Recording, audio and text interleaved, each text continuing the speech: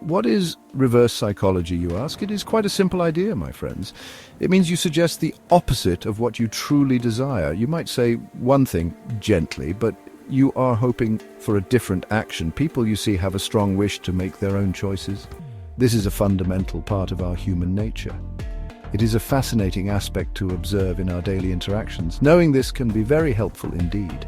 How does this method work its quiet magic? It connects with a deep desire within all of us. This desire is for freedom. It is for a sense of control over our own lives. Scholars sometimes call this feeling reactance.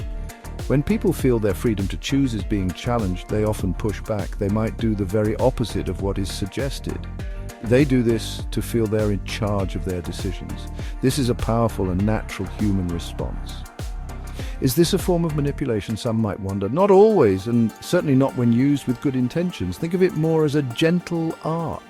It is the art of truly understanding people, understanding what makes them feel good, understanding what motivates their actions. When used with kindness and thoughtfulness, it can lead to positive results. It can help everyone involved feel better. It is a skill that builds bridges, not walls between people. Why do people react in this manner? It often comes down to that feeling of control. We all cherish our freedom, do we not? We all prefer to feel that we are making our own decisions. No one truly enjoys being told what to do directly all the time. Reverse psychology cleverly offers the feeling of making one's own mind up. Even if the path was subtly hinted at, this feeling of empowerment is a key to its gentle success. It is a good thing to remember.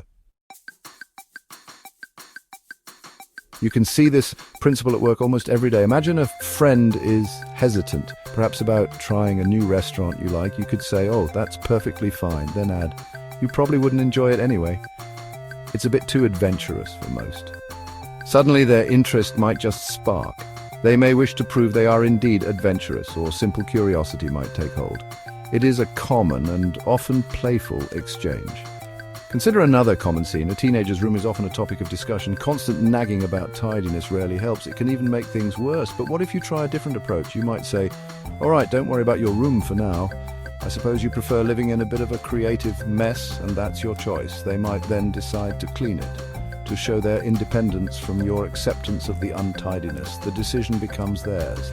Let us think of Tom Sawyer, a famous character from a beloved story. He was faced with a dull task. He had to whitewash a very long fence, a boring, hard job indeed.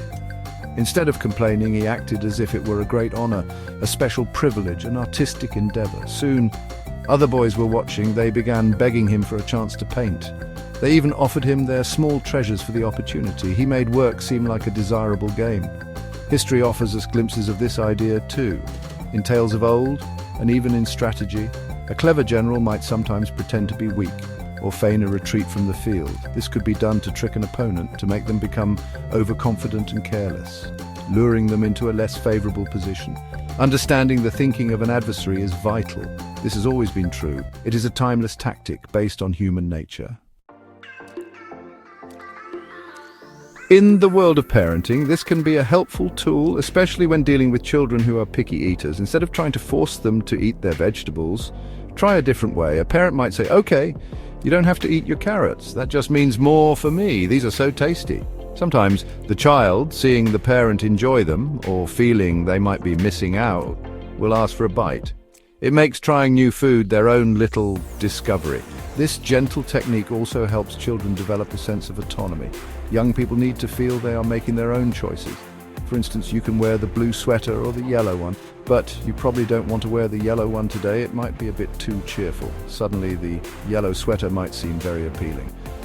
The child feels they have chosen it. This can make daily routines like getting dressed a little smoother for everyone. Less fuss, more cooperation. Those clever people in marketing often use this principle. Think about limited time offers, or when they say, "Only 100 items available." Perhaps you have seen signs that declare, "Don't miss out on this incredible deal." These phrases create a feeling of urgency. They tap into our natural fear of missing something good. People often want what seems scarce, or they become intrigued by what they are subtly told they cannot easily have. It pulls them towards the product. Consider advertisements that sometimes say something like, "This luxury car isn't for everyone." This is a rather smart approach. It makes certain people want to prove that they are the kind of person for whom this car is suitable. It appeals to their desire to be seen as special, or to be part of an exclusive group. By suggesting it's not for the masses, marketers can make it more attractive. More attractive to those who see themselves as discerning or unique individuals. So what is the real secret power of reverse psychology? It lies in a simple yet profound understanding of people. It is about knowing that we all deeply value our freedom. We all cherish our right to choose our own path. Reverse psychology, when used well, respects this fundamental human trait. It gently guides people by appealing to this need.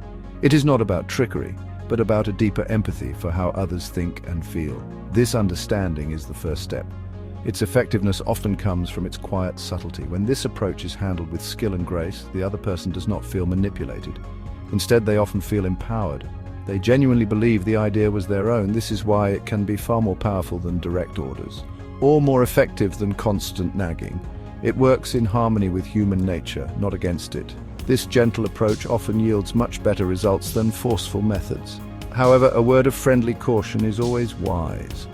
Like any tool that can influence, it must be used ethically. It must be used with good and honest intentions. If people begin to feel they are being constantly tricked or cleverly manipulated, it will surely backfire. Trust, once broken, is very hard to mend. The aim should always be for mutual benefit and clearer understanding, not just for getting your own way in matters. Sincerity is key. Ultimately, unlocking this subtle power means becoming a better observer of human behavior. It is about listening more and perhaps speaking a little less at certain times. It is about truly respecting the desire others have for their own autonomy, while still finding ways to connect with them and influence them positively. This gentle art of persuasion can truly help in winning friends, and it can help in influencing people in a way that benefits all. It is a skill worth cultivating.